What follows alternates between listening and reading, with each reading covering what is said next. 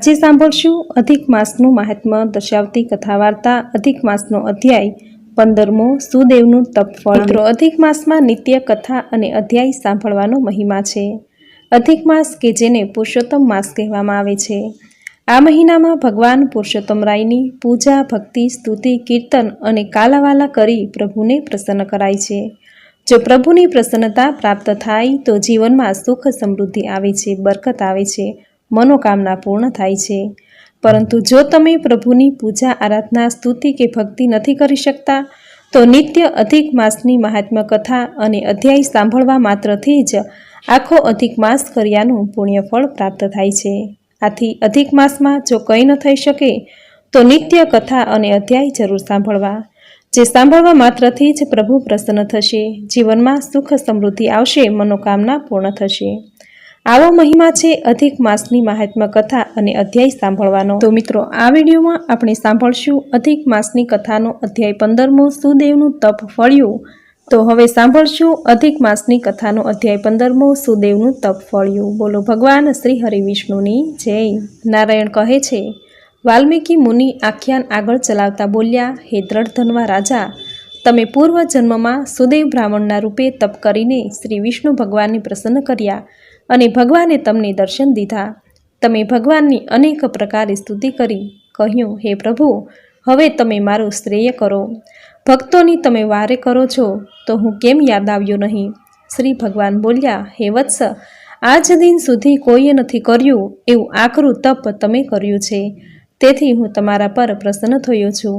હવે તમારી જે ઈચ્છા હોય તે મને જણાવો। તેણે વિનયથી ફરી વંદન કરીને કહ્યું, હે દીનાનાથ, હે પુરુષોત્તમ, મને ઈચ્છા મુજબ પુત્ર ફળ આપો। ભગવાન બોલ્યા, હે વિપ્ર, તારા લલાટમાં વિધાતાએ લેખ લખ્યા છે, તેમાં પુત્ર સુખ લખેલું નથી। તારા આ ભવમાં તો શું, પરંતુ 7 ભવમાંયે તારા માટે પુત્ર સુખ નથી, એટલે તું પુત્ર વિના બીજો ગમે તે વર માંગ। આવું સાંભળતા જ તમને એટલો બધો આઘાત લાગ્યો કે તમે મૂર્છા ખાઈ ભૂમિ પર પટકાઈ પડ્યા। તમારી આવી દશા જોઈ તમારી પત્ની સારવાર કરીને તમને ભાનમાં લાવી। તમે સ્વસ્થ થયા એટલે તે કહેવા લાગી કે નાથ, મેં તો પ્રથમથી જ આપને કહ્યું હતું કે ભાગ્યમાં લખ્યું હશે તે થશે, પરંતુ મનુષ્યો જેવા કર્મ કરે છે, ભાગ્ય અવળું હોય તો ભગવાન પણ સવળું કરી શકતા નથી। મને તો ભગવાન કરતાં ભાગ્યનું બળ અધિક લાગે છે। વળી હે નાથ, ભગવાન વિષ્ણુ તમારી સમક્ષ છે, છતાં તમારું ક્ષય કરતા નથી, તો અત્યાર સુધી તમે તેમની કરેલી ભક્તિનો કંઈ જ અર્થ નથી। માટે ચાલો આપણા ઘરે, ત્યાં જઈ ગમે તે ભગવાનની ભક્તિ કરીશું અને દિવસો પૂરા કરીશું। તમારી પત્ની ગૌતમીના કટુ વચનોથી ભગવાનને કોઈ અસર ન થઈ, કારણ કે તે તો ભક્ત વત્સલ ભગવાન હતા। તેમની સમીપ રહેલા ગરુડથી ભગવાનનું આ અપમાન સહન થયું નહીં, તેને હાડો હાડ લાગી ગયું। તે હાથ જોડી ભગવાન વિષ્ણુને કહેવા લાગ્યો કે હે પ્રભુ, હું નાના મોઢે મોટી વાત કરું છું તો ક્ષમા કરજો। હે પ્રભુ, આપ તો દયાના સાગર છો, તો બ્રાહ્મણ બ્રાહ્મણીના દુઃખમાં તમારી દયા ક્યાં ગઈ? આપ તો ઈચ્છિત વસ્તુની દેનારા છો, ભક્ત જે ઈચ્છા કરે તે પૂરી કરવાનો તમારો ધર્મ છે। માટે બ્રાહ્મણની પુત્રની ઈચ્છાને પાર પાડો। જો આજે ચૂક્યા છો તો કોઈ તમને ભજશે નહીં। ગરુડનું કહેવું માન્ય રાખી ભગવાને ગરુડને આજ્ઞા કરી કે હે ગરુડ, આ બ્રાહ્મણની ઈચ્છા પૂર્ણ કરવાનું તમને સોંપું છું। ગરુડે સુદેવ બ્રાહ્મણને પ્રસન્નતાથી કહ્યું, હે વિપ્ર, ભગવાને તારા વરદાનને સંતોષવાનું કામ મને સોંપ્યું છે, એટલે તારી પત્નીને મારી ઈચ્છા મુજબનો એક પુત્ર સાંપડશે, જેનાથી તમે સુખી થશો। આ પ્રમાણે ઇતિશ્રી બૃહદ નારદીય વિશે પુરુષોત્તમ મહાત્મ્યમાં અધ્યાય 15મો સમાપ્ત થયો। બોલો ભગવાન શ્રી હરિ વિષ્ણુની જય। તો મિત્રો, આપણે સાંભળ્યું અધિક માસની કથાનો અધ્યાય 15મો। હવે સાંભળશું આજની સુંદર કથા વાર્તા, જેમાં એક ગામમાં એક ભરવાડ રહે છે। તે બહુ જ ભોળી અને ભલી હતી। તેને ધર્મ કર્મનું જ્ઞાન નહીં, પણ દેખાદેખી દેવદર્શન, ધર્મકર્મ અને વ્રત કરતી। પુરુષોત્તમ માસમાં બધા નદીએ નહાવા જતા તો તે પણ નાહવા જતી। આખો મહિનો એકટાણું કરતી, પુરુષોત્તમ ભગવાનનું રટણ કરતી, કામકાજ કરતાં પણ મુખે પુરુષોત્તમ ભગવાનનું નામ તો ખરું જ। ભરવાડને ખબર પડી કે પુરુષોત્તમ માસ પૂરો થયો એટલે વ્રતનું ઉજવણું કરવું પડે છે, તેમાં બ્રાહ્મણોને લાડવા જમાડવા પડે છે, દક્ષિણા આપવી પડે છે, દાન કરવું પડે છે, પરંતુ તેની એવી સંપત્તિ ન હતી, તેથી તે વ્રતના ઉજવણા વખતે મૂંઝાય. તેના ઘરમાં રોટલા, ઘેંસ અને છાશ સિવાય બીજું કંઈ ન મળે. કોઈ બ્રાહ્મણને તે જમાડવાનો વિચાર કરી તે નજીકમાં રહેતા એક બ્રાહ્મણ પાસે ગઈ અને હાથ જોડીને કહેવા લાગી કે મહારાજ, મેં પુરુષોત્તમ વ્રત પૂરું કર્યું છે અને આજે તેનું ઉજવણું છે, તો મારે ત્યાં જમવા પધારો. બ્રાહ્મણે કહ્યું, જમવા જરૂર આવું, પણ લાડવા હોય તો. ભરવાડણે કહ્યું કે અમે તો ગરીબ ભરવાડ કહેવાઈએ. અમે તો રોટલા, ઘેંસ, છાશ એવું જમીએ અને બીજાને જમાડીએ. લાડવા તો મેં નથી બનાવ્યા. લાડવા પ્રેમી બ્રાહ્મણે ના પાડી દીધી. ભરવાડણ ત્યાંથી જે બ્રાહ્મણને ઘેર ગઈ તે બધાએ લાડુના જમણની જ ઈચ્છા વ્યક્ત કરી. કોઈ ગરીબ અને ભોળી ભરવાડણના ઘરના રોટલા, ઘેંસ, છાશ જમવા તૈયાર થયું નહીં. ભરવાડણ તો નિરાશ થઈ ગઈ, પણ ભોળાનો ભગવાન હોય છે. રસ્તામાં તેને એક બટુક બ્રાહ્મણ જોવામાં આવ્યો. નાનકડો બ્રાહ્મણ જળહળતા તેજવાળો હતો. ભરવાડણને મનમાં થયું કે આ બટુક બ્રાહ્મણ જરૂર મારે ત્યાં જમવા આવશે.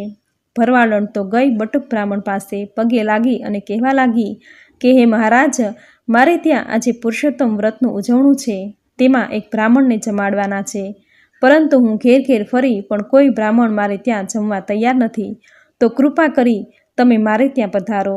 બટુક બ્રાહ્મણના સ્વરૂપમાં પુરુષોત્તમ ભગવાન સ્વયં હતા. બટુક બ્રાહ્મણે કહ્યું કે હું જમવા જરૂર આવું છું, પરંતુ હું હંમેશા મારા હાથની બનાવેલી જ રસોઈ આરોગું છું, તો મને તમે સીધું સામગ્રી આપજો, એટલે હાથે બનાવીને હું જમી લઈશ. ભરવાડણ હરખભેર બટુક બ્રાહ્મણને પોતાને ઘેર લઈ ગઈ. ઝૂંપડી એ એનું ઘર. તેણે ખાટલા પર ધાબળું પાથરી બટુક બ્રાહ્મણને બેસાડ્યા અને પછી 2 તાસળા અને 2 થાળીમાં બધી સામગ્રી આપી. ભરવાડણ ભાગ્યશાળી હતી કે ભગવાન પુરુષોત્તમ સ્વયં તેને ત્યાં પધારી પોતાના હાથે રસોઈ બનાવી તેમાંથી થોડી પ્રસાદી ભરવાડણને આપી અને આ પ્રસાદીથી તમારું કલ્યાણ થઈ જશે એવું કહ્યું. ભરવાડણે પુરુષોત્તમ ભગવાનનું નામ લઈ પ્રસાદી આરોગી. પછી બટુક બ્રાહ્મણે જમી લીધું એટલે ભરવાડણે કહ્યું કે મહારાજ, દક્ષિણામાં આપવા મારી પાસે કાંઈ નથી, તો મને ક્ષમા કરજો. બટુક બ્રાહ્મણે કહ્યું, દક્ષિણા ન હોય તો કંઈ નહીં, પરંતુ તું મને થોડે સુધી મૂકી જા, પછી હું મારા રસ્તે ચાલ્યો જઈશ. બંને ચાલ્યા. રસ્તામાં એક આમળાના ઝાડ પર પુષ્કળ આમળા લાગેલા હતા. ભરવાડણે કહ્યું, મહારાજ, આ ઝાડના આમળા બહુ મજાના છે, તમે થોડા લઈ જાઓ, હું ઝાડ પર ચડીને તોડી લાવું છું. બટુક બ્રાહ્મણે કહ્યું, મને ઝાડ પર ચડતા આવડે છે, હું ડાળીઓ હલાવું છું, એટલે ઘણા આમળા નીચે ખરી પડશે, તેને પછેડીમાં બાંધીને તું લઈ જજે. આ આમળા તારું દારિદ્ર્ય દૂર કરશે, મારે આમળાની કોઈ જરૂર નથી. અને બટુક બ્રાહ્મણ સડસડાટ ઝાડ પર ચડી ગયો. થોડી વારમાં નીચે પુષ્કળ આમળા ખરી પડ્યા અને તેને ભરવાડણે પછેડીમાં બાંધી લીધા. મોટી ગાંસડી થઈ ગઈ. બટુક બ્રાહ્મણે ગાંસડી તેના માથે ચડાવી. તે સાથે જ બટુક સ્વરૂપમાં રહેલા પુરુષોત્તમ ભગવાન અંતર્ધ્યાન થઈ ગયા. ભોળી ભરવાડણ અચંબામાં પડી ગઈ કે બટુકજી ક્યાં ગયા. તેણે થોડીવાર આમ તેમ તપાસ કરી, પણ કોઈ દેખાયું નહીં, એટલે થાકીને ઘેર ગઈ અને આમળાની ગાંસડી એક ખૂણામાં રાખી દીધી. હજુ તેને જમવાનું હતું, તેના માટે રોટલા, ઘેંસ, છાશ ઢાંકી રાખ્યા હતા. જમતી વેળાએ તેણે ઢાંકેલા વાસણો ઉઘાડ્યા તો એમાં ઘીથી લચપતતા લાડવા હતા. તેણે એક લાડવો ખાધો તો અમૃતનો સ્વાદ આવ્યો. બાકીના લાડવા ઢાંકી તેણે વિચાર્યું કે આમળા બહુ લાવી છું, તેને ગામમાં જઈને વેચી આવું. આમ વિચારી તેણે આમળાની ગાંસડી ખોલી તો એમાં આમળા નહીં, પણ મોટા મોટા પાણીદાર મોતી હતા. તે તો આભી બની ગઈ કે આ શું ચમત્કાર! જરૂર બટુક બ્રાહ્મણના વેશમાં મારે ત્યાં પુરુષોત્તમ ભગવાનની પધરામણી થઈ હતી, એટલે જ મારા વ્રત અને ભક્તિથી પ્રસન્ન થઈ મારું દારિદ્ર્ય ટળ્યું. પરંતુ દુઃખ એ છે કે સાક્ષાત પ્રભુ પધાર્યા હતા અને હું તેમના ચરણને સ્પર્શ ન કરી શકી. તેમના દર્શન થયા હોત તો મારો અવતાર સફળ થાત. ભોળી ભરવાડણને મોતીમાં કંઈ રસ રહ્યો નહીં, પણ પ્રભુ દર્શનની રૂઢ લાગી. તે તો વારંવાર કાલાવાલા કરતી હતી કે હે પુરુષોત્તમ ભગવાન, એકવાર દર્શન આપી મને કૃતાર્થ કરો, મારા જીવતરને ધન્ય બનાવો. આમને આમ 3 દિવસ પસાર થઈ ગયા અને પુરુષોત્તમ ભગવાનની પધરામણી તેની ઝૂંપડીમાં થઈ. તેજનો ઝળકળાટ ઝૂંપડીમાં થતાં જ ભરવાડણ ચમકી ગઈ. તેણે બટુક બ્રાહ્મણના સ્વરૂપમાં સાક્ષાત પુરુષોત્તમ ભગવાનને જોયા. તેની આંખમાં હર્ષના આંસુ આવી ગયા. તે 2 હાથ જોડી ભગવાનને પગે લાગી અને ચરણ રજ લેવા જાય ત્યાં તો ભગવાન અંતર્ધ્યાન થઈ ગયા. ભરવાડને હવે પ્રભુ નામના પ્રભુ સ્મરણમાં રસ જાગ્યો. તેથી તેણે બધાએ મોતી રાજાને ભેટ ધર્યા અને કહ્યું કે હે અન્નદાતા, આ મોતી મને પુરુષોત્તમ ભગવાનની કૃપાથી પ્રાપ્ત થયા છે, તે આપને અર્પણ કરું છું.